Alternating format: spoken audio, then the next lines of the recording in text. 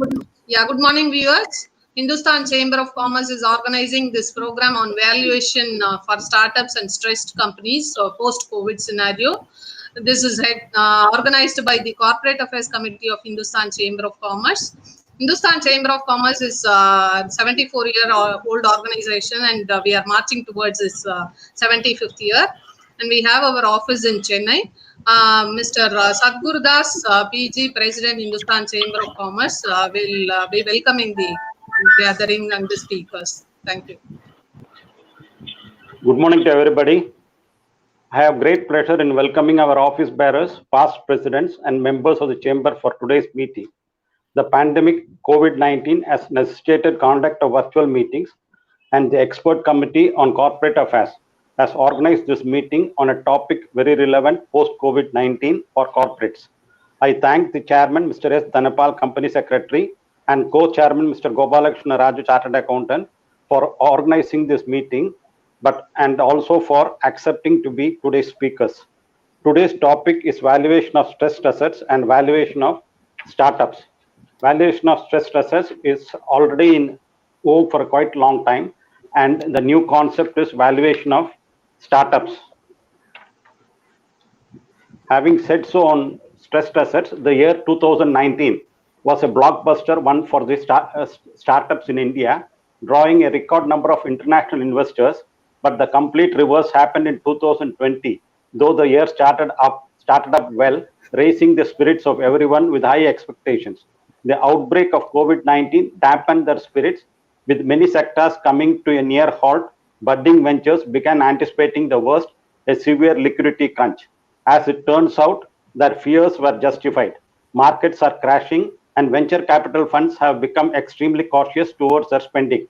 To bail out the stressed assets and to give fillip to startup, one would like to know its worth, and for which valuation becomes critical. The process of determining the economic value of a business as a whole or a unit of an entity is normally referred to as business valuation. Valuation is done for a variety of reasons, and it is never straightforward for any company due to multiplicity of factors. If one has to value a startup, it is tricky as we have no historical data about the entity, and we have to value an established entity, then it is the multiple of EBITDA are linked with industry-specific multipliers. While it is easier to ascertain the value of an established listed entity, but it is difficult not to track in the case of a startup as they are miles away from sales. It is extremely hard to determine the accurate value of a company while it is in its infancy stages, as its success or failure remains any man's guess. Valuation of a startup is more of an art than a science. Startup companies often look to angel or investors to raise funds to get their business off the launching pad. But how does one value a brand new company requires specialized knowledge and application of established principles of valuation. Discounted cash flow methods are much sought after method to value a startup. Cost to duplicate stage valuation and market multiples are the other techniques that are also applied. Each technique has its own plus and minus features, and we will be hearing from the experts during their presentation. Research papers state that besides the traditional methods of DCF and multiples, there are two commonly used methodologies. One is Barker's methodology, whereas a simple rule of thumb that bases its valuation on qualitative aspects of the business, and the other one is risk summation methodology, which compares the common characteristics of the startup company from the business stage until potential lucrative exit. It has therefore become critical to know about the intricacies involved in the valuation of stressed assets and startup, and the chamber has lined up two topics for today: valuation of startup and stressed companies post-COVID scenario, companies registered values and valuation rules 2017, recent changes. To be dealt with by professionals who have hands-on experience, and I would not like to stand between the resource persons and the participants and leave the floor open to them to make the representation. Thank you. Thank you. Thank you, President.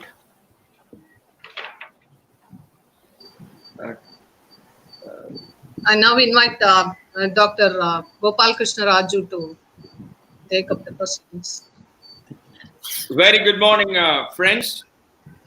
President of Hindustan Chamber of Commerce, CA Sadgurudas Ji, Secretary of Hindustan Chamber of Commerce, Madam Chitra, and my co-speaker, Company Secretary Dr. Dhanapal, and members of Hindustan Chamber of Commerce and friends from various other forums, professionals, ladies and gentlemen.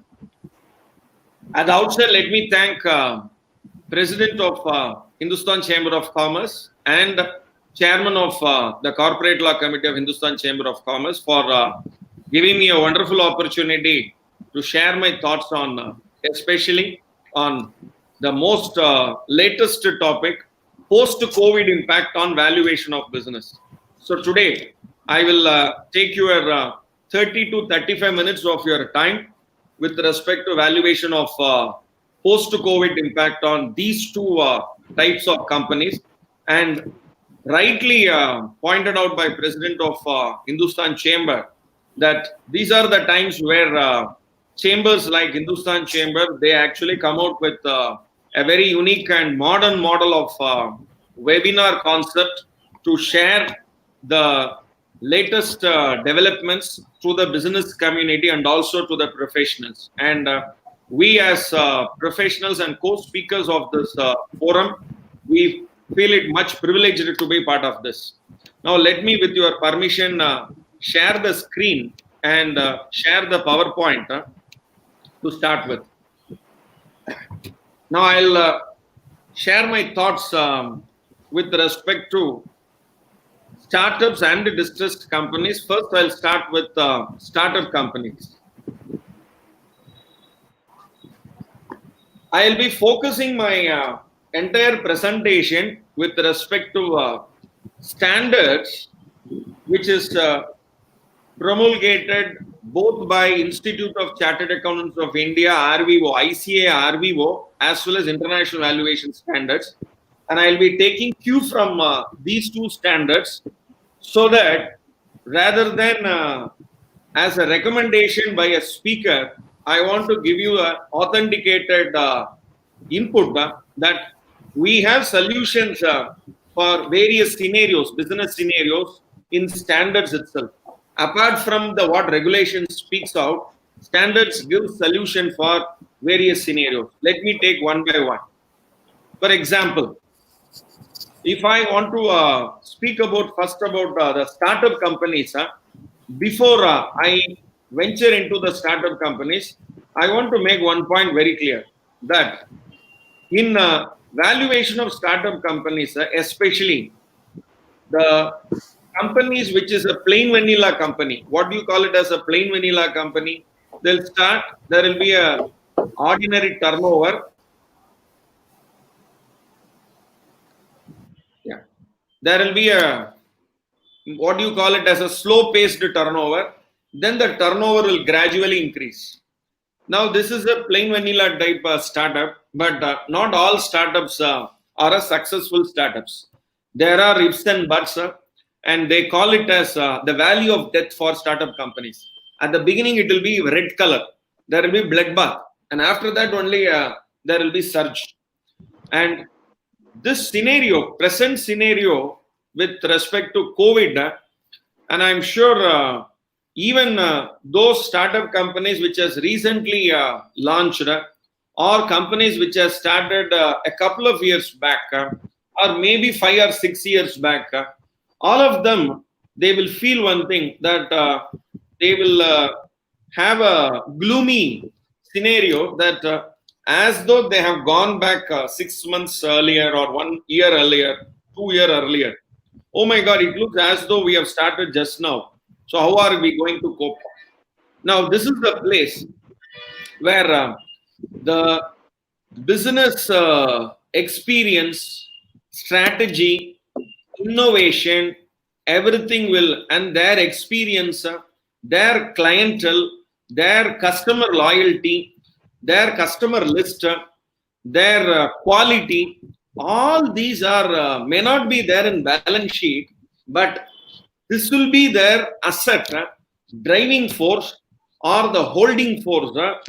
Holding this, they will actually take the next step forward. Now, if this is the scenario, how the valuation can be done if I am inviting other investors to invest in my company. For example, if I invite an investor to dilute my stakes, Okay, I will dilute 30% of my stakes. Please invest in my company. So then, how do I do the valuation? How do I?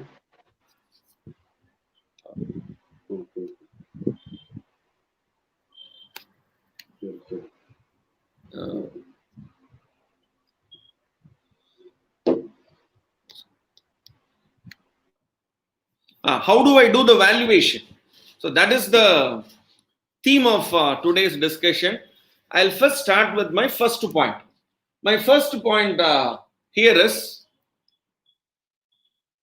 IVS 200, International Valuation Standard 200, which speaks about business and business interest. This is the first aspect I'm going to take, where in in section 110, there is only one paragraph. And in that particular paragraph, they are making one very, very important reference. Please look at that. Awareness of relevant economic development, specific industry trend is essential for all valuation. Now, the word trend, development, both need not be plus, it can also be minus. This is number one. Please look at this. Matters such as political outlook, government policy, exchange rates, inflation, interest rates, market activity may affect assets in different locations and or sectors of the economy. So these are some of the criteria. And please make a note of it that in valuation, the standard itself makes it very clear that economic impact has to be considered. Now, if I consider the economic impact today, gloomy atmosphere, for example, if I am a hotel industry with maximum revenue in banquets, today the banquets are almost, it's closed. Its banquets are closed. There is no operations. And even if it is happening, there are government regulation which says only 50 can actually be accommodated. So very big banquet halls with minimum 100, 200, 300 size and even bigger than that, definitely business is not there. So there is a negative, what do you call it, as revenue that is possible because maintaining that as a fixed cost. So slowly people are moving towards variable cost model. And these, what do you call it, as economic consideration, if I implement these economic scenario in my business, and there will be an impact in my revenue. Now, these are the places where people are coming out with innovation. For example, we have this catering contractors. Today, catering contractors are out of business. Now, they are innovating. So, if there are economic impact, what is the change with respect to the industry they are coming out with, the business model they are coming out with? If business model they are changing, for example, today there is an advertisement you can see, the entire the catering industry, especially marriage catering, what they do, they say, no, I will not only do catering, I will do catering, I'll give the furniture, I'll give the sanitizer for 50 people, I'll give the mask for 50 people, I will do end to end. You only bring the bride and the groom and all the arrangements we will do. You need not do any arrangement because at the end they make one sentence. All the above will be within the government norms and regulation. So today, every industry is in the change mode. They are actually forced to in a change mode because of the economic scenario. And when that is happening, business model changes, the existing revenue stream will take a different turn. I will not use a word called hit. So therefore, in valuation, the valuer is always in a positive note. I repeat, guys, valuer is always in a positive note. Second, if everything is gloomy, everything is negative, there is no business. And valuation is there only when business is there. When business is there, valuation is there. So both are actually interconnected, intertwined. So with this point in mind, for example, these factors can be particularly important valuation of business, as business may have complex structures, multiple location, types of operation. So this is what is very important. So even if it is a startup company, even if they are not doing the activity, what do you call it, a surge in their activity, their experience, their innovation, their credibility, their credence, their quality, all this will be converted to business. And that is where the some of the examples they are giving, and I want you to focus on only one point: the nature of the business operation and where each aspect of the business is conducted. And this is where, if they are continuing with the same old business model, they will be out of business. So that is why I will give you one particular, maybe the last part I want to give. Please look at this. They will be put under economic distress. Because of the economic scenario, they will be put under economic distress, not under financial distress. Sometimes because of the economic distress, they will also be pushed under financial distress. And if they don't do an innovation, please look at the box above: imminent liquidation, asset sale. That's all. So that means they have to close. So please look at the bottommost cell. The distress is also less, economic disturbance is also less, then it is a healthy company. Now, if your economic disturbances are more, but there is a financial discipline is there, please look at the left-hand side, the top one. Restructuring is relatively difficult because the economy itself is in a gloomy atmosphere. So high probability company going into liquidation. When the restructuring of the company is relatively difficult. Now, what do you mean by restructuring? Restructuring of the existing business with respect to capital restructuring. There can be reorganization. There can be what you call as innovation. There can be revival. There can be revival, innovation, change management with respect to the way in which business is done. If that is done, please look at the next point. Company may be run on a cash cow for a limited period with no further investment. Now, this is the place where I am bringing one terminology called as innovation. If that is possible, then valuation has a better prospects. Else, maybe the life is very limited. The speed at which the company has been moving in the past with the same velocity, because without acceleration, if a train is moving at a velocity and you don't accelerate, maybe another few kilometers it will run with that velocity, and slowly that acceleration will come down. So that is what will happen in economic distress. And from left hand side, it will go to right hand side. There will be a liquidation part. Not imminent liquidation, but liquidation after a particular point of time. So the people will be forced. So today, education institution, they are today forced to go for online education. No other shortcuts. So that is what this para speaks about. And I want to take you to the practical issues and also the recommendations. So what are all the recommendations? I'll come. Now, what are all the practical issues and the recommendations? In startups, these are all the impediments we will have. And what will be the recommendation with respect to each impediment? Number one, negligible existing asset. I will take another maximum 15 minutes or 20 minutes time, and then I'll hand it over the session to Dr. Dhanapal. Negligible existing assets. Now here, if I do the valuation, our president C.A. Sadgurudas ji was mentioning about Berke's method. He was mentioning about the various venture capital method of what do you call it, as startup companies. But if you adopt the traditional method, no, I will go by the traditional method of net asset value approach, the book value approach. Book value approach, it will be negligible assets. And second, the depreciable value. The realizable value of the depreciable asset will be negligible. So valuation will be very, very negligible. So that is one impediment, has to be kept in mind. So what is the alternative? The only alternative is future. And the future has to be bright. People have to innovate. People have to revive their business. I repeat, revive their business to the requirement of the modern maybe changes. So novelty of business idea, this is what I was referring to, and difficulty in determining the projected cash flows. So you come out with innovation, you come out with new ideas, you come out with, for example, people are now focusing on manufacturing the medical kits, what they were manufacturing in the past. Today, the same company is manufacturing PPEs. What was the pharma company? Today, they are focusing on COVID kits. So they are now converting to novel business areas. But how long this novelty will actually bring them revenue. Maybe immediately it can bring revenue, but how far? So difficulty in determining projected cash flows. So this innovation should be a continuous aspect. So they say, that is why I was referring to this particular sentence. Please look at this sentence. The only certainty in life is uncertainty.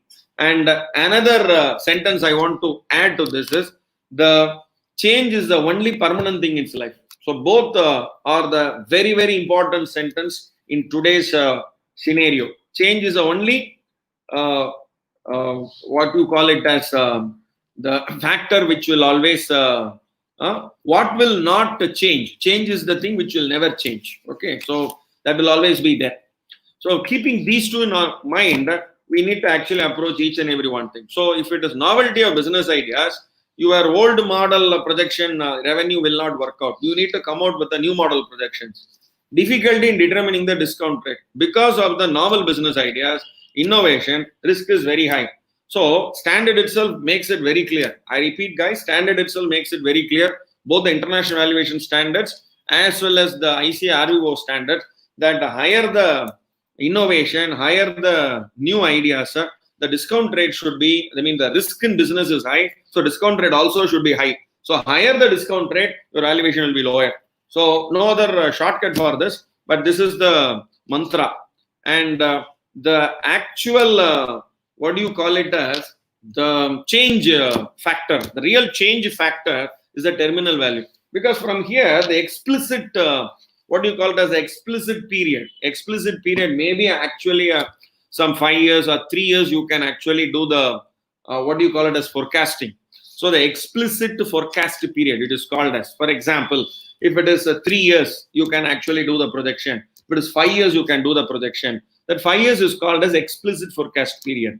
Now, post this 5 years, you will always say, okay, a very, very constant growth rate, 3%, okay, 5%. So you will be very, very, what do you call it as pessimistic post explicit period.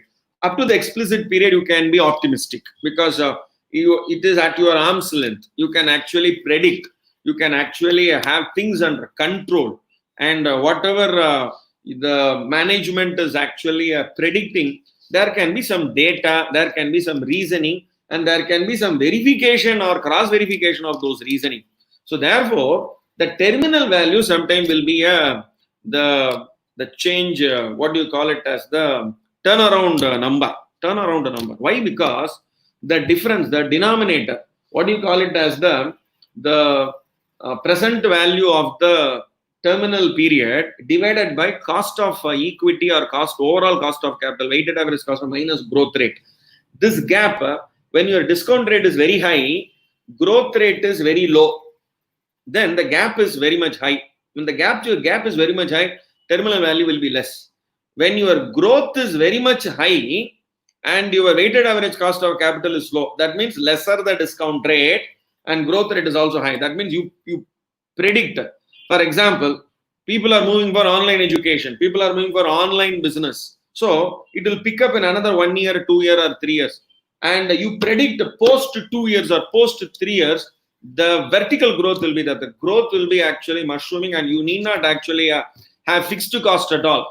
The fixed cost will actually get reduced from maybe generally fixed cost will increase. Generally, as the time increases, the traditional approach is fixed cost increases. But COVID has taught us one interesting mantra that why fixed cost? Can't you do the business without fixed cost or with minimal fixed cost? That is where. So as the fixed cost get reduced, your gap between your weighted average cost of capital and growth gets reduced. As the gap get reduced, your terminal value will be maximum. So that will actually be what do you call it as a very, very important aspect with respect to valuation. And another impediment will be comparable transactions. When comparable transactions are there, it is actually it is easy for you to do the valuation.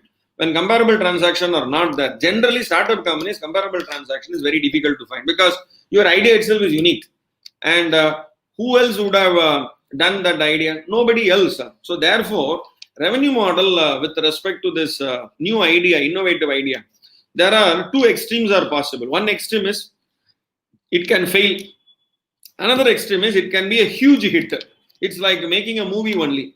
So therefore, the comparable transactions may not be there. So both are actually, I will say, landmine. What is the best approach in such a scenario is go fair, meaning let there be an average or most likely approach of revenue stream. Don't go both extremes. Don't go for a rosy picture as well as don't go for a.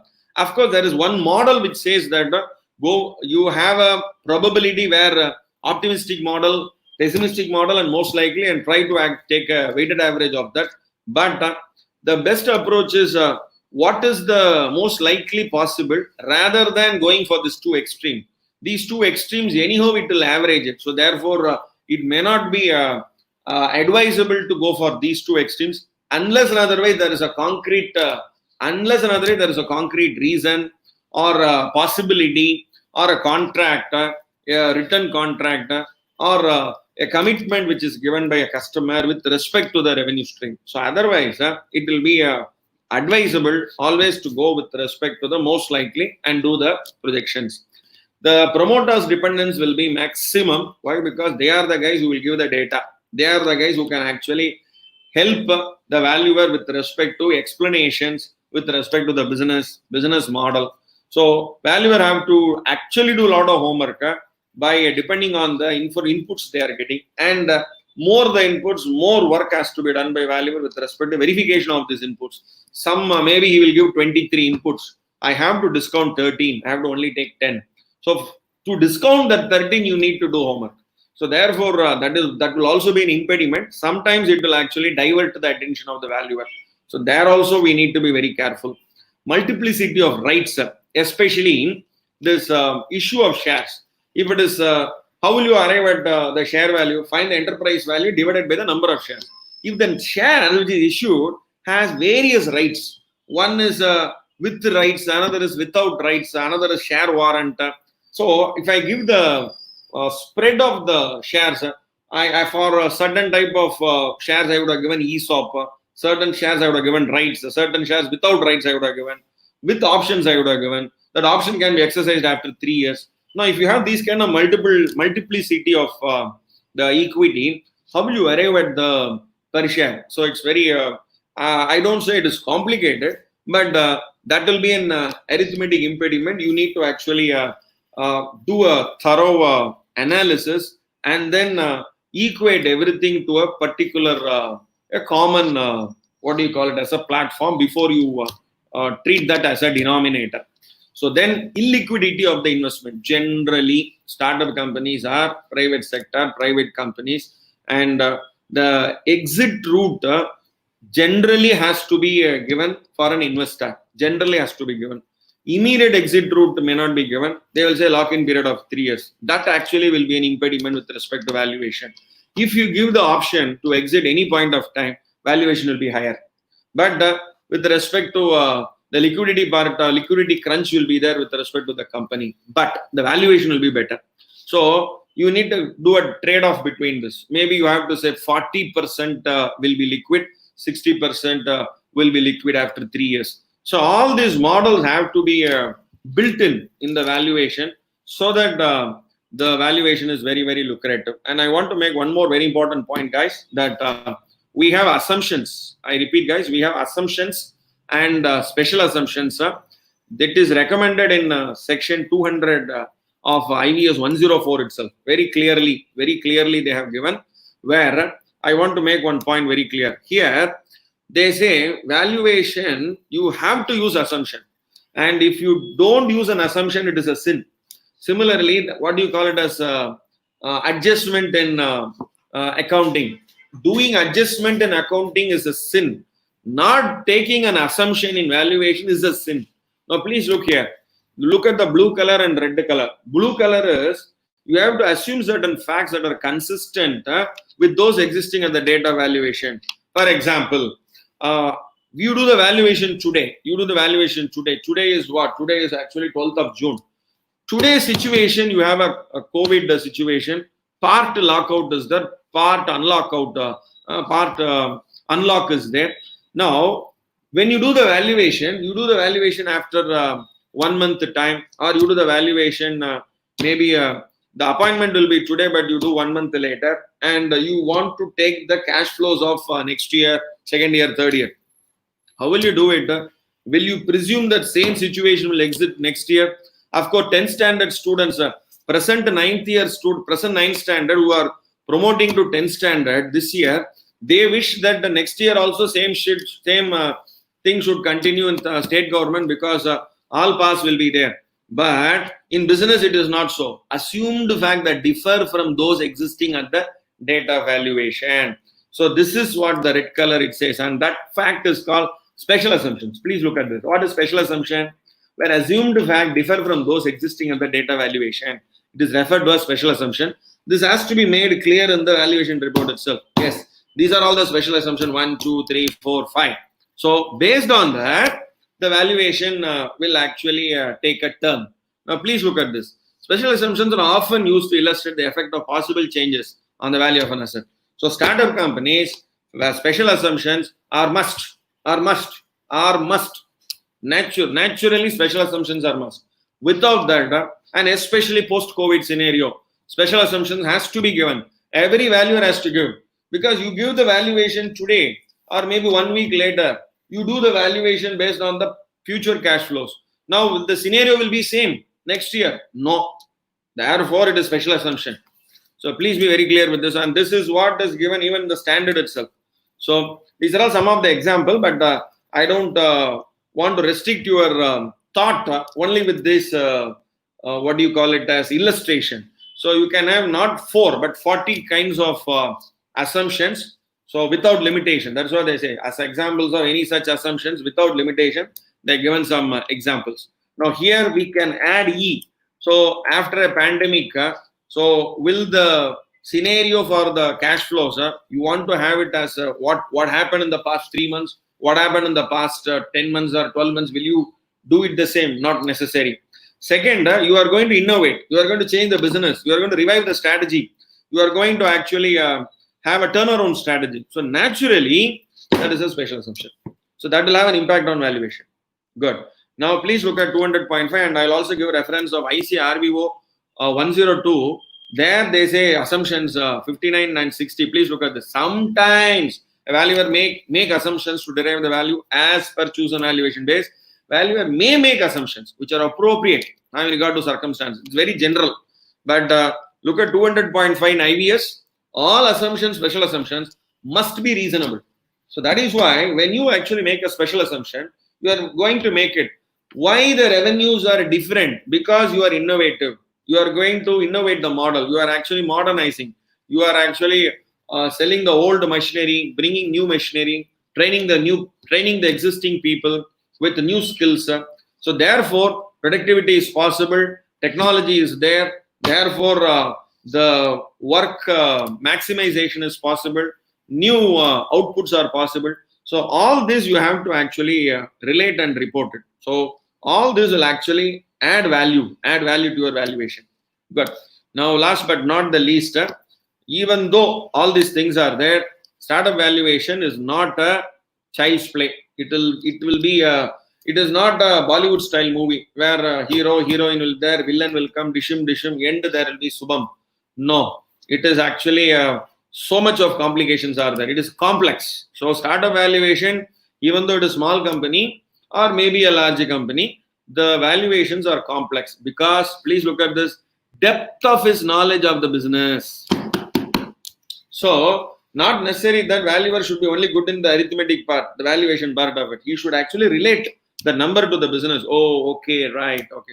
Factors impacting it, and ultimately his judgment. So therefore, very interesting part is this. And coming to the distressed valuation, and I want to make one point very clear, that distressed companies, please understand, these are all some of the alternative word of financial distress: deprivation, hardship, indigence, destitution, poverty, impoverishment, penury, privation, neediness. All these are some of the synonym words for financial distress. There are actually 2 types of distress, guys. One is an economic distress, another is a financial distress. Financial distress means you are not flooded with money. the money is actually, what do you call it as, your solvency is actually at stake. Then you are at a financial stress. What do you mean by solvency? You are not able to meet your liabilities on time. So there is a delay and default, or delay only, not default, or default and delay. So delay and default, okay, delay and default. Default is there, but you don't actually what do you call it as fail in your payment, but there is a delay in your payment. So these are called distress. Sometimes this financial distress, they'll, before the word D, they will use a called stress. Financial stress. Financial stress means you are having liquidity, but liquidity is not timely liquidity. So therefore, you are stressed to make the payment. So you are pressurized. There is a delay in making payment. So you don't default, but there is a delay. So people actually are happy with you, but only unhappy that you are delaying in your payment. So then that is actually the first sign of distress. Okay, that is the first step. Now, how do you do valuation of these kind of companies? So is it generally a valuation session like this will take minimum of an hour or two to discuss about the concept, discuss the steps, and maybe one case study, so that we understand the entire steps in one presentation. But being a time constraint, I'm giving you the concepts alone, and maybe with respect to some arithmetic steps. So doing a case study or explaining you with some real life examples will actually, maybe one or two I will here and there, I'll try to actually relate it, so that you can actually understand what I am actually conveying it to you. Good. Now, rather than speaking more about financial distress, I want to make one point very clear. This diagram alone, keep it in mind. That will actually give you a full idea. For example, what is economic distress? What is financial distress? Now, economic distress means there is a market-driven problem, sector-wide problem. The problem is not for me. The problem is for everybody. So that is called economic distress. So it is only because of the state of the economy. There is not, there is a, what do you call it as, there will be a business cycle. In business cycle, there will be a recession. So I am in the deepest part of the recession. I am not only, the entire market is in recession. So if that is a scenario, that means if there is a pickup in the market, my company also will pick up. So please, we have to understand the distress is economic or financial. If it is economic, is it only temporary to me or my company, or is it market driven? So that we need to understand. And if it is financial distress also, generally financial distress won't be market driven. It is only be firm specific or temporary problem. So financial distress, we need to understand whether it is temporary or firm specific. If it is temporary, maybe it is only because of your what do you say, your customers delay. You have also delayed in your suppliers. Change your customers, or you actually tighten it with more norms, or you bring out a more credible way of doing business. There the financial distress can be managed. Please look at this. That is why 2 points are given. If both financial stress and economic distress are low, meaning it is a healthy company. If economic distress is low, that means there is no disturbance in the economy, but only financial distress. That means indiscipline in the company. Indiscipline. So a short-term borrowing is used for long-term investment, or a long-term borrowing is used for short-term investment. Actually, long-term borrowing useful for short-term investment, it is not good. I will say that is the most best idea, but it will not be allowed by the respective investors. So now, how about opposite? A short-term borrowing, you invest in a long-term investment. Your money is locked. So distress is possible because of these crisscross. So short-term borrowing or short-term money should be invested in short-term assets. Long-term money should be invested in long-term assets. This is the matching part. So if anything happens vice versa, crisscross, there will be a possibility of financial distress. And prospects of business may be sound. That means very good product, very good market, customers are always there, quality is there. Then debt restructuring and cost optimization is the appropriate course of action. Is the company doing this? Then the valuation is positive. So even though there will be a negative profit in the immediate past year or last before year, you can actually project the positive cash flows and the positive revenues, discount it, and then say because of the debt restructuring and economies of scale, the valuation is better. Even though the financial distress is only temporary, it's only temporary, firm specific. That is actually in the valuation. The valuation is only purely based on the future modeling and also based on the assumption that the future business is bright. So I am ignoring the temporary problems. I am ignoring the firm specific problem because presuming that this temporary problem and firm specific problem will be weeded out maybe in another an year or a couple of years time. But coming to economic distress, COVID-19 situation, what to do? So here everybody is actually they'll say, please do a valuation for my company. I want to bring investors. COVID-19 scenario, if you do valuation, will it be positive? Will it be favorable? Will investors will invest? This is the question. Now, please look at this. The company, if it is a cash cow company. Now, what do you mean by a cash cow company? You are a pharmaceutical company. You are a waste management, what do you call it as? Waste management company. Energy management company. You are a, what do you call it as a management consulting company. These are all some of the businesses, okay, upcoming. So online, what do you call this, education business, online e-commerce business. So anything in online actually, the prospects is very, very good. So that means you are a cash cow company. So then these economic distress, to what extent it can impact, and point to be noted that you try to pad it up, Please look here, guys. Please look here. You try to pad it up. These economic distress at times overlaps with micro factors resulting in financial distress. That is one thing. Some of the key factors: management problem, debt problem, force majeure. Now, this is one possibility that will be there because of COVID-19. What is force majeure? No, impossibility. I am in construction industry. I am a contractor. So I have some 7 contracts on my hand. Now, already whatever contract I have done, the money has to come, the payment has to come. Then only my working capital can actually will be possible for me to complete it. So therefore, if such a scenario is there, that is why governments are coming forward. Okay, don't worry. You need only working capital support. I'll give you emergency credit. I'm giving. So you try to actually revive your company. So economic distress, if revival is possible, because that is only short term.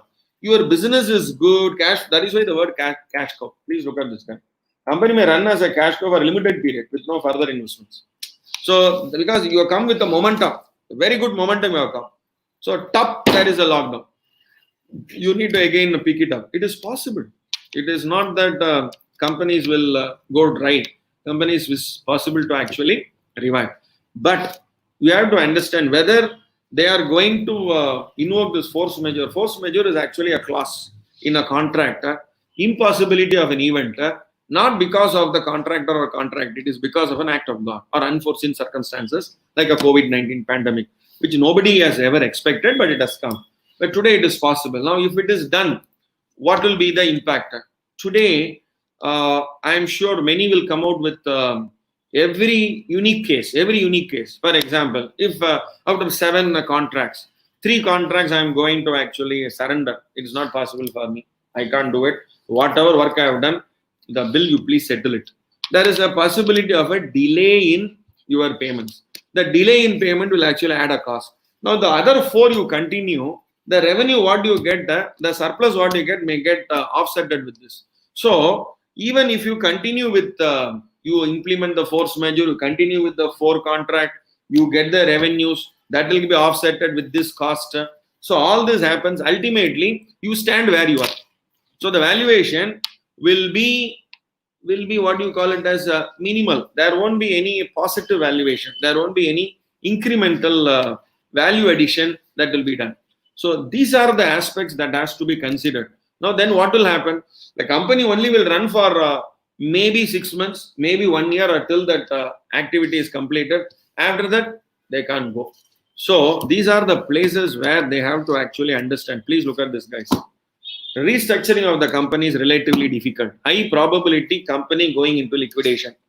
And company can run for a cash cow because the momentum which they have gained there, they have to run and then only they can stop. It cannot be stopped immediately. So therefore, that particular part will be cash cow. Now, the valuers have to be very positive here, saying that, see, you can do it. At that particular point of time, you try to actually revive your business, bring investors, try to actually add more business and try to run. So therefore, that is the place where they have to actually think. Financial distress, okay, scenario 1. Scenario 2, now this is the place where, in case, that is why special assumptions. Special assumption is what is not today, but will be there tomorrow. Special assumption is, in case I run this cash cow, post 3 months, post 6 months, I will be in a position to invite investor. And once I dilute my stake for 20%, 30%, I will be in a position to run the company much better. And I will do a second dilution after 1 year time, after 2 year time. Then I can come back. So my economic distress will be reduced and I'll become a healthy company. From high distress, I'll come to a low distress. So these are the, so with management discussions, how revival. Actually, I'm going to speak about 3 R's on post-COVID. What is called as revival, restructure. I repeat, guys, revival of business. Restructure. I repeat, guys, revival of business. First R is revival. Revival is with respect to business. Second R is restructuring of the capital. Structuring the what is the existing capital structure? You have to restructure your capital. First is revival. Second is restructure of your capital. So that restructuring of your capital. So debt restructuring, capital restructuring. Revival is business revival. Now business revival involves valuer can't do this. So the business, the investors have to say, the owners have to say, the promoters have to say. So the first R is revival. Second R is restructuring. Can you guess what will be the third R? Any idea? What will be the third R? Third R is, I leave the floor open for you to actually put questions to me.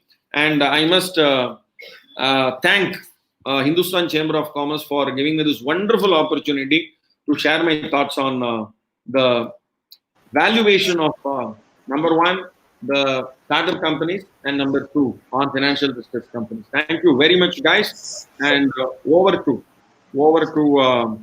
Chitra Madam and Dr. Aslan. Thank you, sir. Thank you. Thank you, Dr. GKR. I now call upon CS Dr. S. Dhanapal to handle the next proceedings.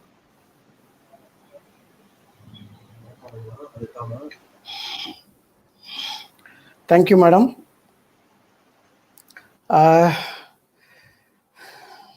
After a thundering session of our Dr. Raju, now I'm put before audience for addressing registrar valuer rule. So I'll share the screen now.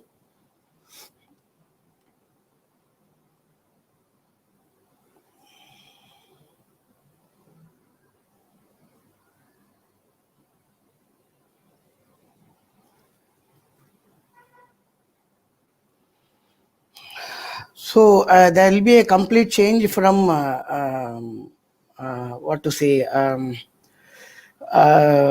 from arithmetical to legal side. That's a complete change. Okay. So now I am going to take you the participants to register valuer rule. Of course, I've got a slide about 77. I will just see whether I can try to complete it as earlier as possible within that timeline given by Hindustan Chamber of Commerce. Companies Register Valuer and Valuation Rule 2017. Basically, why this particular topic needs to be addressed. What is the scenario is because the valuation, of course, the COVID scenario is there, so we are addressing all this topic. what is the necessity to see this company register valuer and valuation rules 17 and the recent changes? Is it now become so important? Yes, it is now become so important. In fact, that you will understand from my last 4-5 slides, end of this PPT, what is that important, what is the changes that is going to come. And of course, till the changes coming into effect, but what we are going to see is going to be the law which we have to follow till the new changes have come into effect. So companies register valuer and valuation rule 2017 and recent changes. See, actually it is a proposed changes. Okay, what is going to be the proposed recent changes, that I'll tell, as I told you, that I'll take you at the end of the session. Taking you to the register valuer rule, governing provisions of the company. As you know, that section 247, which has been got notified. In fact, the entire Companies Act section, as you are aware, section 470 sections of the Companies Act 2013 has been implemented, as you know, that in a different timeline. How like a 98 section in September 12, 2013 got notified. Similar way, in a piecemeal basis, the entire Act, 470 sections of the Companies Act 2013 was given effect. In a similar way, Section 247 was notified on 18th October 2017. So till then, why it was not there? Then there was no requirement. No, before that there was no requirement that valuation should be done by a registered valuer. So valuation was done by a chartered accountant before then. Then after that, after introduction of this notification of Section 247 of the Companies Act 2013, and after introduction of Companies Registered Valuer and Valuation Rule 17, this become now mandatory on part of the company to do valuation by a registered valuer. So now, taking you to Section 247 and Company Registered Valuer Rule 2017, Delhi, and what is all that amendment, all that we'll see one by one. As I told you, that Section 247 of the Companies Act notified on 18th October 2017. And the same day, the Company's Registered Valuer and Valuation Rule 17 also got notified. So you can easily remember the 18th October, both 247, Section 247 of the Companies Act and Company's Registered Valuer Rule 17, both got notified at the same day. Next, if you see the change in the provision, the delegating powers from central government, Section 247 gives powers to central government to delegate its power to another authority, where they delegated the power to Insolvency Bankruptcy Board.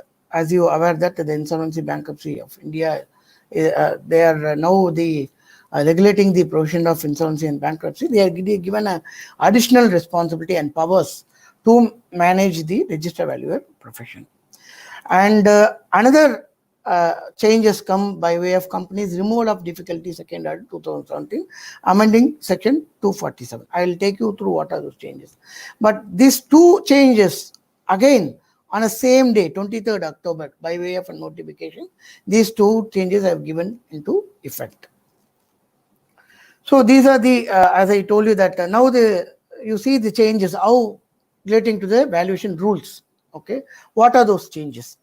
See, if you see 9th February 2018, they amended the rule 11. In fact, as I told you that I have a lot more to deliberate, though the slide is 77, but still there are a lot more to share in the related to register valuation rules, but I'll try to cover up. So wherever possible, I'll try to quickly move on. So what is the changes in the rule? If you see the changes in the rule, on 9th February 2018, the rule 11 got amended. Why it has to amended? Because there was a provision, as I referred earlier, told earlier, that the valuation has to be done by registered valuer after this notification, as I showed you, after this notification. But there was no registered valuer readily available, because they have to pass the exam and then they have to get it registered. All this process has to be done, and all that, whatever the regulations related to governing functions of registered valuer, all has to be prepared and should be notified. So pending that, the government gave it the notification saying that till the registered valuer comes into picture, till the date of notification, the chartered accountant who has got more than 10 years experience, they can do the valuation in place of the registered valuer till the registered valuer comes into place. Means that the provision notifies by the government mandating that registered valuation should be done by only by registered valuer. Till then, as a temporary relief, they've given a amendment in the rule, whereby they amended the rule where enabling the chartered accountant having 10 years experience, more than 10 years experience, to do the valuation. Then going on to the next amendment on 13th June 2018, if you see Rule 19, Sub Rule 2, and has been inserted. This is to facilitate, means a class H has been inserted in Sub Rule 2 of Rule 19 to facilitate the president of all three institutes. Okay, they should be part of the committee that should be framed. Now it is framed, and the committee which has to be framed under the provisions of the rule. So there they inserted class H, whereby enabling all the presidents of all the three institutes also becoming a member of the committee who is regularly forming the rules for the register valuer. The next changes, if you see, on 30th September 2018, Companies Act Registered Valuer, third amendment actually this is. So there they amended Rule 11, where they substituted a date again 30th September to again 31st January 2019, and again they amended Rule 14, whereby they said, where there's the original, if you see the original provisions of the rule, it says that every RVO, registered value organization, who can be registered. I will take you through those provisions in detail in subsequent slides. So every RVO who has been registered as a trust, as a society, okay, and who has been registered IBBA, okay, for imparting training for the registered valuer, they are supposed to convert, the mandatory they have to convert as Section 8 company within a period of 1 year. The provision has been amended to enable that 1 year has been made as 2 years. Therefore, within 2 years' time, the RBO necessarily has to convert themselves as a Section 8 company. Then Companies Registered Valuer Amendment 2018. In that, if you see that 13 November 2018, it's a fourth rule, there's amendment for the rule, whereby Annexure 4 has been substituted. There is already an annexure there, but with the changes, I'll tell you what are those changes also. With the changes, they substituted the Schedule 4. I'll show you at the end of my slide.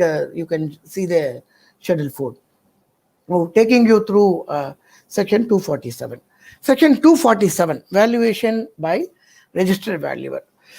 As you know that profession is evolving like anything. Like the days were gone where under 1956 where the valuation can be done only by a chartered accountant. Now they wanted a specific, the government wanted to give specific focus for the valuation because it has got a lot of importance in terms of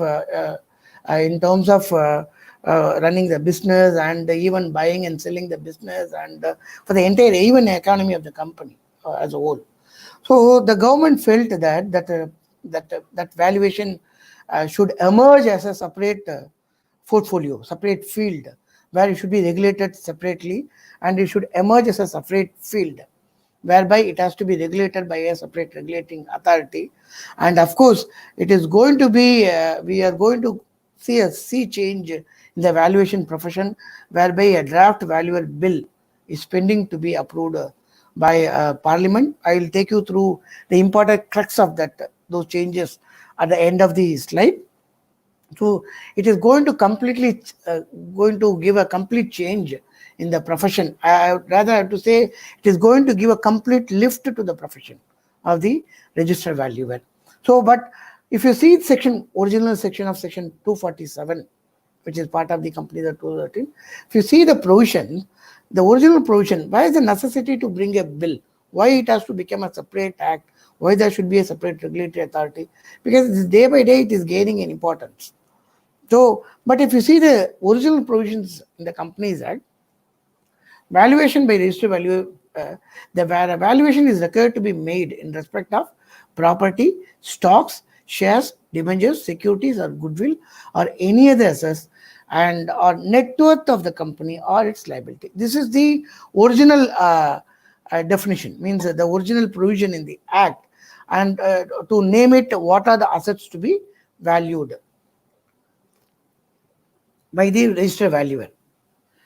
Now, this should be valued by a person having such qualification experience, which we will be seeing in detail in the subsequent slide, and being a member of an organization recognized. In fact, this particular thing has been brought as an amendment. I'll show you that how it is brought, when it is brought.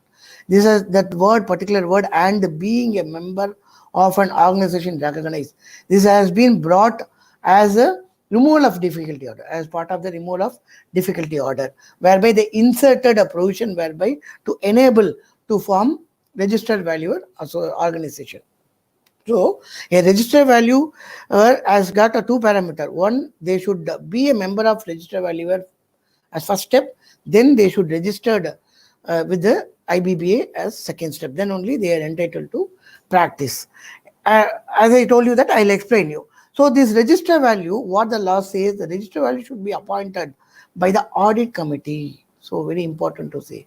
The register valuer, so see the importance that the law gives the importance in the beginning while enacting the provision, while introducing a provision in the Companies Act, that they wanted to give the responsibility to the audit committee, such a responsible committee in the entire Companies Act.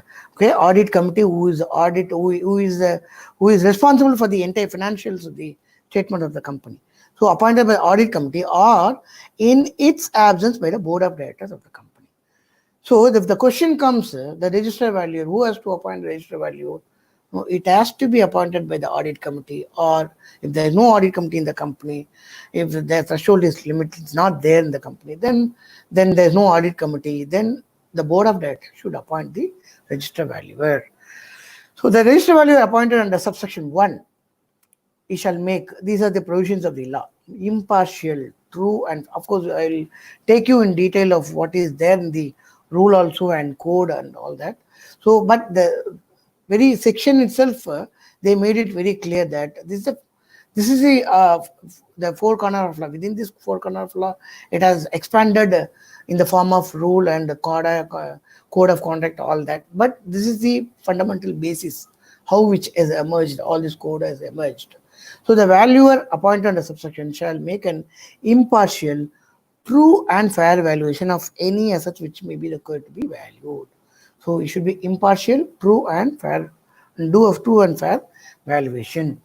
Exercise due diligence while performing functions as valuer. So he should exercise due diligence. So he should be very alert when he is doing the valuation. Make valuation in accordance with such rules as may be prescribed, which we will be seeing out. Not undertake valuation of any asset which he has got direct or indirect interest, or become so interested at any time during the period of 3 years prior to appointment, even after the appointment. So the criteria is that it is not that if he is interested prior to appointment. No, the person, once he become a registered valuer, it is his responsibility to see that the registered valuer is not having any direct or indirect interest before taking up assignment. That before taking up an assignment, before 3 years and after 3 years, that he is not in any way has got an interest. So totally, if you see, 6 years is coming. So you should ensure that there is no direct or indirect interest before his appointment 3 years, after his appointment 3 years. If a valuer contravenes the provisions of section or rule, then he shall be punishable with the fine which shall not be less than 25,000, but which may extend to 1 lakh. Coming again, damages are coming. Provided that if the valuer has contravened such a provision with the intention to defraud the company or its members, shall be punishable with the imprisonment for a term which may extend to 1 year, and with the fine which shall not be less than 1 lakh rupee, but which may extend to 5 lakh rupees. So you see the responsibility is given. So the law expects the register valuer to be very proper and fair and genuine. So otherwise they have to end up with this punishment.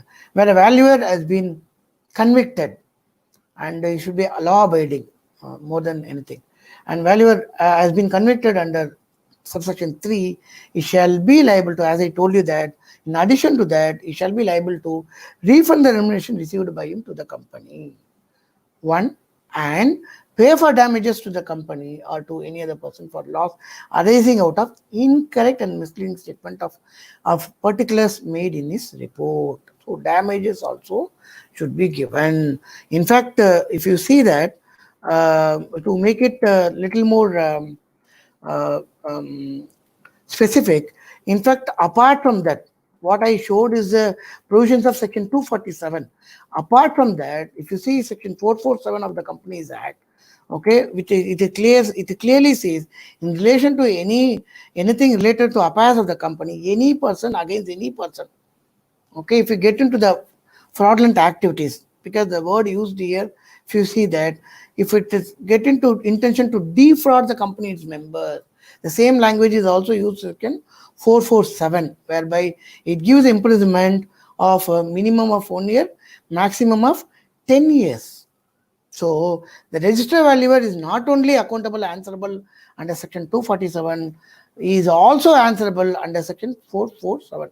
Please, you note it down. Both the sections sounds the same, for 247, 447. So it is important to note, in terms of punishment, this is a specific provision, that is a general provision which is applicable for entire offense of the Companies Act, because it does not restrict to any particular board of directors or promoter. It says, it starts with the word any person against any person. The intention is only that there should not be intention to do defraud. So if that is there, the register value not only falls under the penalty or punishment under 247, he also falls under the ambit of section 447 of the Companies Act 2013. This is very important to note. So what are the things that the register valuer has to do under Companies Act? So these are in fact, let me make it very clear. Today, the law as it exists today, the register valuer is authorized to give report under 2 acts. One is Companies Act 2013. The second one is Insolvency and Bankruptcy Code. Only in these 2 acts. But going forward, in a near future, I can rather say, probably the pandemic situation all gets over and Parliament comes into session, then it approves the draft valuer bill and become valuer act. Instead of this 2 act, it is going to be 14 enactments.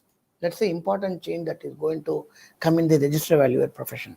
Today, it only covers and makes it mandatory under only 2 acts, Companies Act and Insolvency Bankruptcy Act. But it is going to be mandatory, not only these 2 acts, 4 acts including, 14 acts including this 2 acts. I will show you what are those 14 acts at the end of the slide. So what are the specific provisions which are there in the Companies Act? If you see further, in fact, if I have to explain each provisions, in fact, at least I need a half-day time to complete the entire section, because every section can be explained, and what is the necessity and purpose, all this can be deliberated in detail, but my time is 40 to 45 minutes. So let me try to complete the entire concept on the whole. And you can put your questions in the chat box, probably we will take it up also.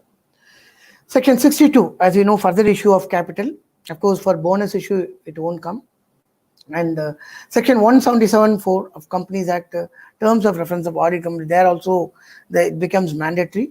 And section 192 for restriction on non-cash transaction, there the register valuer report is become mandatory.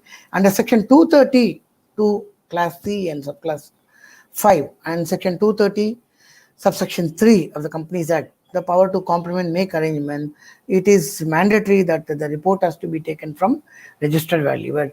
Similar way, section 232 which talks about mergers and amalgamation of companies. Means this is the companies are small companies where we approach a regional director for approval. So section 232 deals with the merger and amalgamation of companies, small companies, whereby we approach regional director, not NCLT. Section 230, 231, 232, we approach NCLT. The 232, we can even get an order from regional director. So even register valuer report is required mandatory under section 232. Similarly, section 236, purchase of minority shareholding, there also getting register valuer report is mandatory. Section 281, submission of report by company's liquidator, and all this scenario. If you see the rule, company accept and deposit rule, for exclusion of report also it is mentioned to have a register valuer. Similar way, company accept and deposit rule, creation of security, and rule 86 of the company share capital and debenture rule, issue of share equity shares, and rule 16 of share capital and debenture rules for purchase of his own shares. As you know that buyback of shares. Now all this scenario, in fact, if you see rule 12.5 of the company's prospectus for return of allotment, as we shown further issue of share as already shown. Now all this scenario, the valuation report has to be given, mandatorily should be given only by the register valuer, who is registered with the Insolvency Bankruptcy Board and who is also a member of the RVO. So these are the areas where the report has to be taken from registered valuer under Companies Act 2013. Coming to valuation to be done by registered valuer under Insolvency and Bankruptcy Code. Now I'll take you to. So these are the scenario where the valuation report has to be taken from registered valuer under Insolvency Bankruptcy Code. Under section 59 for voluntary liquidation. Similar way, section 46(2) for avoidable transaction, and regulation 27 with regulation 35, read with regulation 35 of CARP regulation. Appointment of registered value is mandatory. In fact, now the law is amended whereby the appointment of registered value is mandatory for each class. So if a company has got investment, shares and financial securities, and land and building, and plant and machinery, the IBC prescribes, Insolvency Bankruptcy Code prescribes, 2 register valuer has to be appointed. So if the company has got financial securities, land and building, and plant and machinery, in each category 2 valuer has to be appointed. Then please think 6 valuers has to be appointed under regulation 35, whereby under CARP, whereby the register valuer has to give a report. Even the law goes to the extent to say that if the value is very near both the valuers, then means far-reaching, means it is not comparable. Suppose one gives 1 crore and other gives 10 crore, it is completely not comparable. In which case, the code gives an authority and power to the RP to get a report from another register valuer. So you see how many register valuer has to be involved if a company comes under CRP. Similar way, if you see regulation 35, IBBA's liquidation regulation, process regulation, whereby the assets which are intended to be sold, it has to be valued by registered valuer. Similar way, if you see that regulation 3(1)(b), as I told you, same voluntary liquidation process regulation, there also if there is a register valuer report is there, it has to be submitted. Similar way, regulation 26, fast track insolvency regulation process, where small companies and certain categories of companies are coming. So those companies also, the appointment of register valuer and getting a report from register valuer is mandatory. So these are the provisions whereby appointment of register valuer are mandatory.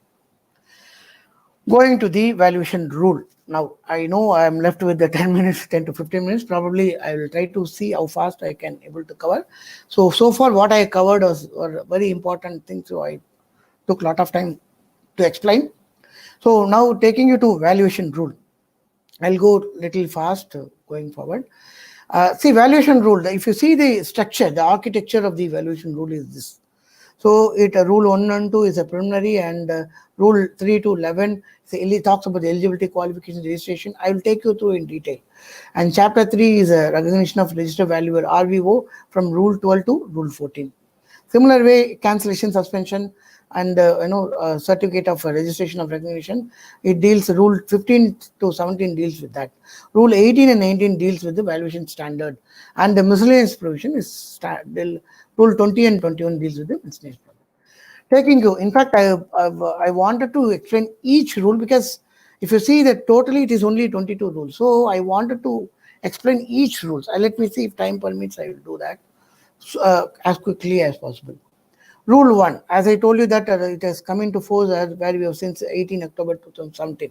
So this rule shall apply the same provision which is there in section 247, property, stocks, shares, debentures, securities, goodwill, and any other asset and net worth of a company and liability. And Definition Act, of course, authority, you know that it is IBBA, because the central government has authorized, given authority, delegated authority to the IBBA, Insolvency Bankruptcy Board, to deal with that. And asset class is the land and building class, and machinery equipment class, and financial security class. Certificate of recognition is that when a RVO makes application with the IBBA, then the IBBA issues certificate, which is a certificate of recognition. Certificate of registration, when valuer who pass the examination of registered valuer examination, when he makes application with the IBBA, the certificate of registration issued is a registered. And partnership entity is the Indian Partnership Act, we have to see.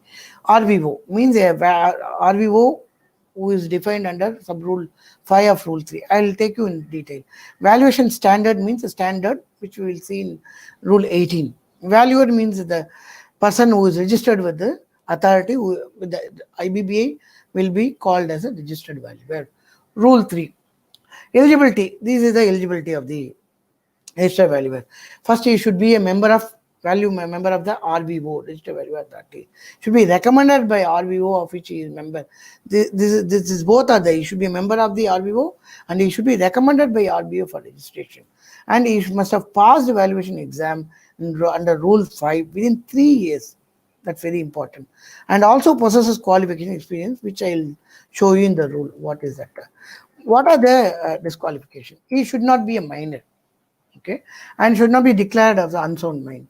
This is routine in any act for this matter. Similar provisions are there in Insolvency Bankruptcy Code also, and similar provisions are there for appointment of director and the Companies Act also. So generally for any appointment for responsible position, the law excludes these people and these persons. Not undischarged bankrupt. Okay, so he should not be in this category, then only he is entitled to be a registered valuer. Okay, and he should be a person resident in India and not being convicted by any court. An offence involving moral turpitude, a similar phrase we can see everywhere, in any act we can see. Offence involving moral turpitude more than 6 months, and after 5 years time if elapsed, even if it is more than 6 months, he may be permitted. Okay, and imprisonment exceeding 7 years, not eligible, permanently is not eligible. Okay, not levied penalty under 271J of the Income Tax Act. That's more important. This also is very important to know. And he should be a fit and proper person. He's a person of integrity and reputation, character, and the absence of conviction and competence and financial. And no partnership shall be eligible to be. In fact, if you see that, there can be registered valuer as an individual as well as partnership. If you see that, no partnership entity and as well as company shall be eligible to be registered valuer if it has been set up with the object other than rendering. So if a RVO has to be registered, so it should be, means the partnership firm or company. Okay, it should have the business. Okay, so it cannot be registered as a registered valuer unless it has got in the object. I'm saying it should have either it's a partnership firm, it is in the deed, partnership deed. If it is a company, it is in the memorandum that it should have an object of rendering professional and financial service. Otherwise, it may not be entitled to register as a registered valuer entity. It should not undergo an insolvency decision process. And all the partners, I will show you whatever the disqualification will show you, that is applicable. And minimum 3 are all the partners or directors or lawyer. So minimum is 3. okay, should or are not as a registered valuer. So other than registered valuer, there should be other expert, eminent people should be there. None of the partners will be in the asset class. So for what the purpose of which asset class they are registering, they will be entitled to do register and valuation only for that asset class. So a plant and machinery cannot seek a registration for financial securities. Okay. So these are the qualification experience. An individual shall have following qualification. What are the qualifications? The postgraduate degree. In fact, these are the qualifications. I think if you just go through, you can easily understand. These are the basic qualification that the law prescribes for writing the examination and get qualified. If a post-graduation degree, they expect 3 years experience in the specific discipline. If a bachelor degree of equivalent and thing, at least 5 years it seeks experience. If it is members of professional institute, it only asks post-membership experience. Please note, it is post-membership experience of 3 years. Okay. Now, valuation examination. As you know that the valuation examination is conducted by IBBA. Of course, due to COVID now, the valuation examination is not being conducted. Now it is the process has been temporarily stopped and conducting examination. But once the COVID period over, the IBBA will start conducting examination for that. So syllabus, of course, it is there in the IBBA website. If you go and see the column IBBA, there's a separate column for register valuer thing where the complete syllabus is appearing, where in fact there now whoever going to write the register valuation, there's a syllabus introduced with effect from 1st June 2020. There's a new syllabus introduced. So whoever may be appearing may have to go by the new syllabus with effect from 1st June. So this is the registration process. If it is an individual, they have to make the registration form A and they have to pay a fee of 5,000 rupees. If it is a partnership, form B, and has to pay a fees of 10,000 rupees. And the authority will give 21 days to remove deficiency. They will give a 21 days notice time. Then within 60 days time, in form C, they will issue a certificate of registration. And otherwise, within 45 days, they will reject the certificate of registration. Okay. There are so much to be covered, so let me go fast. Condition of registration. Registration granted under rule. These are the conditions. At all time, the eligibility and qualification should be there. And at all time, they should comply the bylaws and internal regulation. Shall not conduct evaluation for the asset class other than for which he is entitled to do. All the same way, they should take a prior permission of shifting the membership. Okay, they should take a prior permission from authority IBBA before shifting the membership from one RVO to another RVO, and they have to maintain a records minimum of at least period of 3 years. If you maintain more than 3 years, nobody will ask you, but minimum it has to be maintained for 3 years. Is well and good if you maintain for more than 3 years, and to comply with the code of conduct. As I told you, there can be a partnership entity and company also can be registered as a registered valuer. There's a criteria is there, who has to sign and all that. And in case of partnership, as usual, as you know, the provisions of Partnership Act says jointly severally update, the same provisions stand applicable. In case of a company, should be signed by the director who is liable for the if in case of any misconduct, he will be liable. And conduct of valuation, how the valuation should be conducted. The rules say the valuation has to be conducted. There are 2 parameters to be remained. In fact, most of the person I'm seeing that they get confused. There are so many confusion in the which standard has to be followed. The law provides that we have to follow internationally accepted standard, IVS. Today we can have IVS, ivs.org, I believe. There's a website. We can see all the valuation standard. Everyone has to follow that standard. Number 1.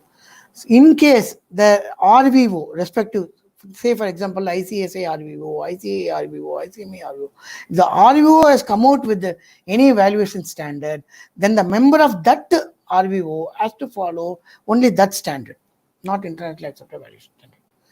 I hope you are understanding. If there is no valuation standard issued by any of the RVO, then the member of that RVO has to follow internationally accepted valuation standard. This is the thumb rule for the purpose of registered valuer. Okay. So registered valuer shall report follow important things. These are the important things which shall be mandatorily part of the report. The purpose of valuation, okay, the asset which is being valued, and disclosing the interest and conflict. What is the date of appointment? Of course, if everything it is there in the valuation standard, very specifically given. All this is very specifically in an elaborated way. All these elements are specified therein in the IVS, International Valuation Standard. Date of appointment, valuation date, date of report, FICIOs, inspection, investigation, nature and sources. Procedure adopted in carrying out valuation standard, and restrictions.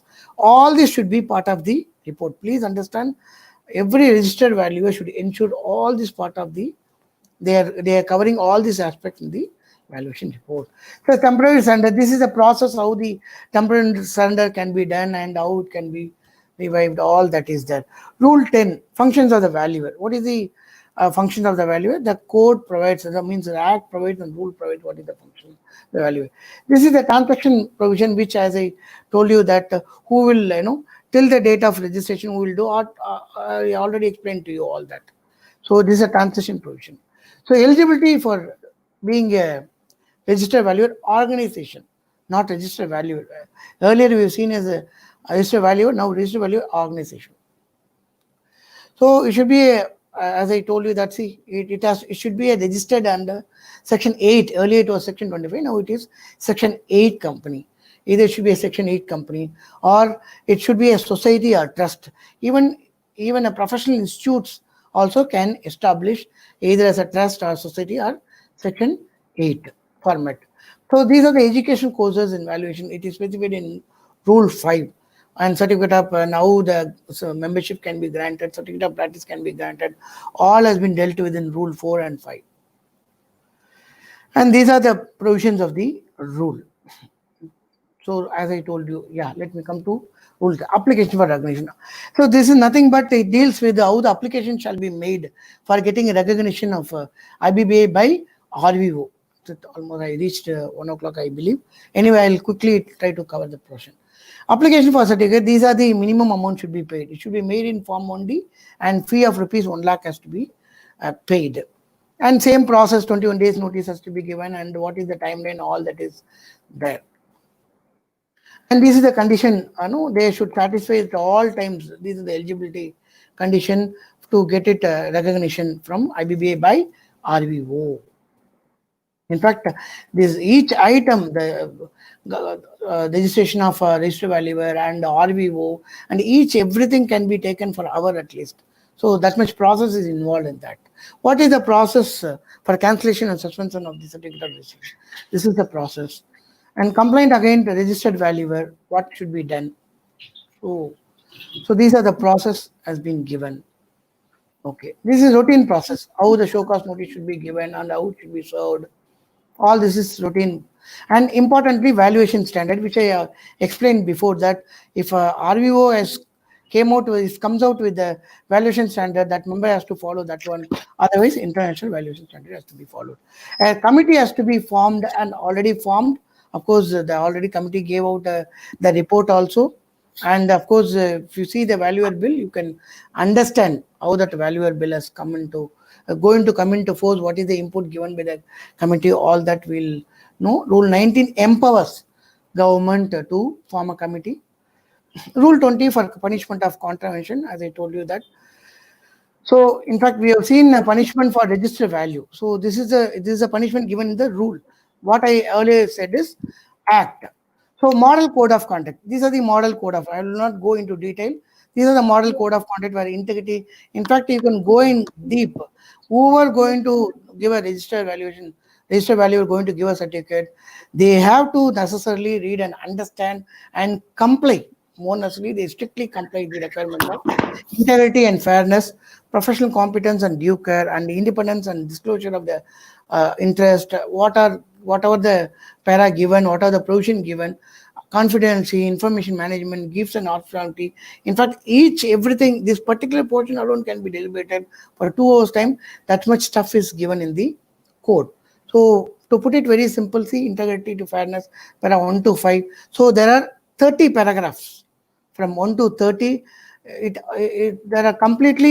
deals with the integrative fairness 1 to 5, like that. Every para deals with that particular topic. So these are the annexure 2, as I told you, Form A, Form B, Form C, Form D, where we have to, in fact, I covered in the previous slide also all that. So part 1, annexure 3, as I told you, what model bylaw has to be done. All this is covered in annexure 3. Annexure 4 gives the qualification. In fact, I told you there's small corrections. Nothing but the small correction has been introduced at the last amendment in the provision to the provision, whereby they made it 3 years, as I told you, that they slightly changed the 3 years for the security and financial asset. In fact, every other conditions are they didn't alter anything. They just altered the security financial assets conditions alone. Now, last 4 slides, I'll finish in 2 minutes. So what I was telling, that proposed change only this. What is the proposed change? In fact, what we were seeing so far was register valuer current scenario, who are governed by the provisions of Companies Act 2013 under Section 47, okay, and its rule, which we have seen earlier.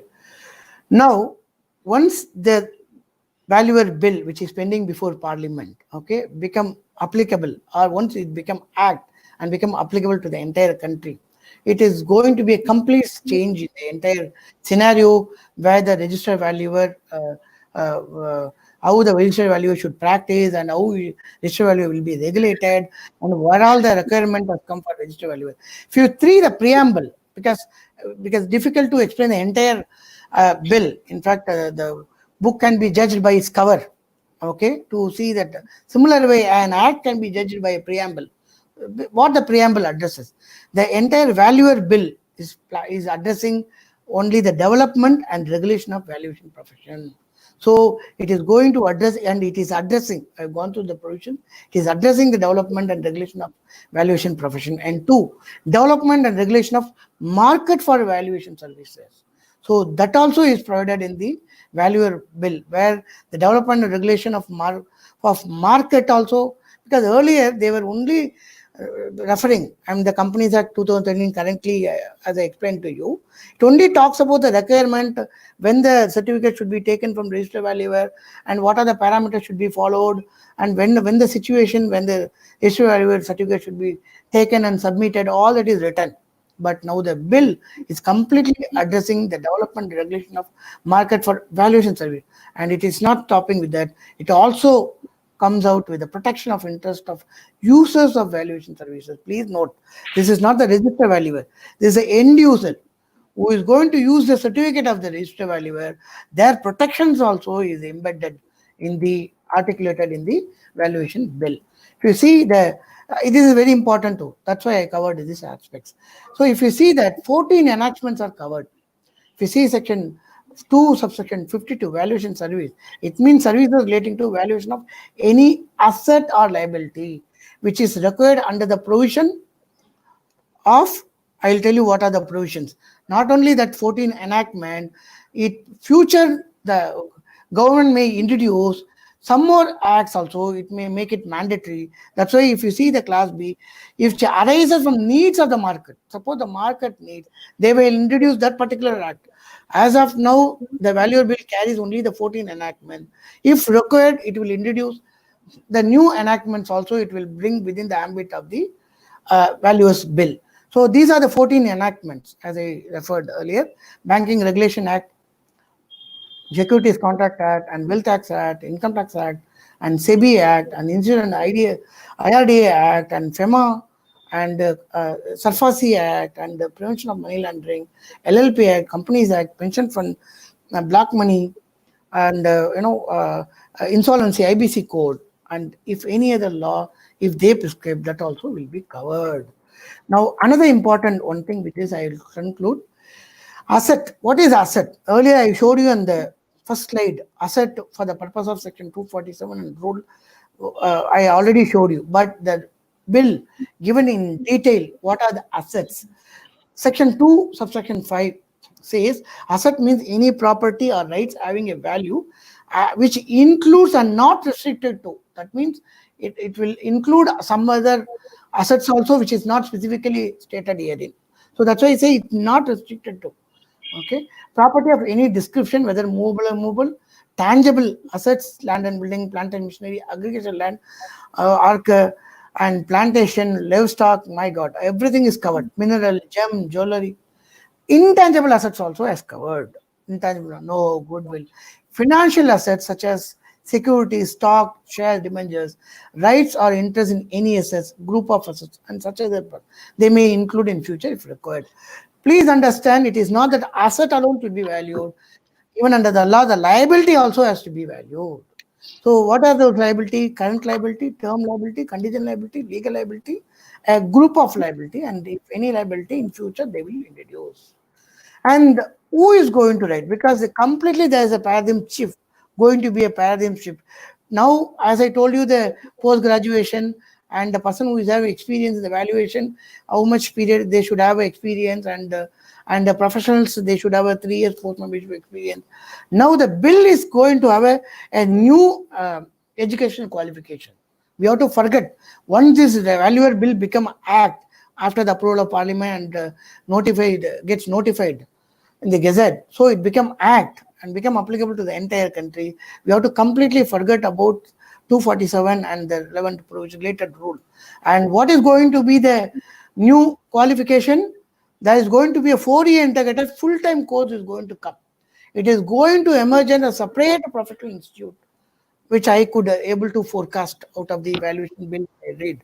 It is going to emerge as a probably how like a instead of company secretary, instead of chartered accountant, instead of cost of CMA. Similar way, it is going to emerge in another professional institution whereby because this a provision is inbuilt in the values bill itself. It is going to establish a separate institute, National Value Institute. It is going to establish a separate institute for this purpose, and under that there are going to be a 3-tier regulation, which you can understand from the bill, valuer bill, where so the education qualification to become the valuer once that bill become act is that first one is 4-year integrated full-time professional course if a person is passed higher secondary. Okay, and second category is that graduate valuation program, which is called graduation. A 2 years full-time professional course has to be done. And the third category is a limited evaluation program where a 400 professional course, if it does not have a relevant qualification, but as rendering a valuation service as a valuer for at least 5 years. So if we can able to prove that a person has rendered valuation service already for 5 years, then it is sufficient that the limited value program, and there will be exam obviously. Okay, a 400-hour professional course. These are 3 category whereby, so there is going to be completely paradigm shift from the current process, how we write directly all 3 professions of all 3 institutes. We are writing exam, and we are becoming a member of RVO and becoming a member of IBB, registering ourselves as IBBI. All these process going to get completely changed, whereby the new provision will be coming into effect once the bill will come asked. Thanks for the opportunity given by the Hindustan Chamber of Commerce for addressing this exhaustive topic, register valuer rule. Thanks for the opportunity. Let's see in another occasion. Thank you all. If you have any questions, you can put it in the chat box.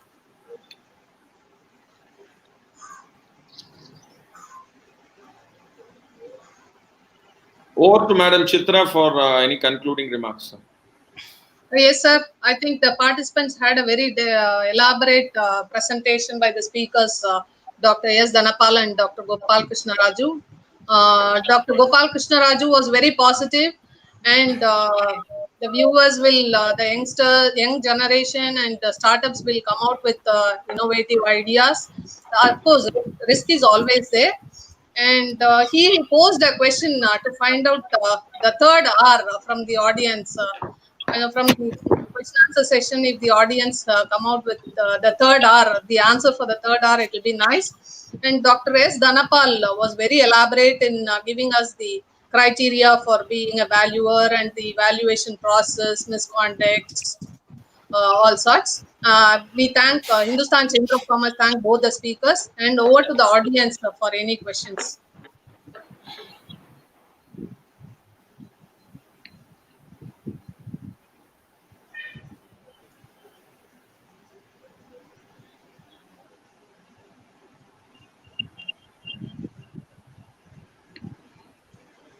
Participants have the chamber's contact details. They are most welcome to contact for any of their clarifications with regard to corporate law and IBC and also on GST and direct tax. Any questions from audience? Seems there is no question. That's good. I think what you presented was very elaborate, and thank you so much for the valuable time that you have spared. Thank you, speakers. Any input from our president, sir? Actually, I am just endorsing what Chitra said. I think your presentation was so good that everybody are fully clear on what is to be done and what is in store also. So that is why you don't have any questions. I know. I also, on behalf of Hindustan Chamber, thank you both for this detailed presentation. Thank you. Thank you, sir. Thank you all. Thank you all.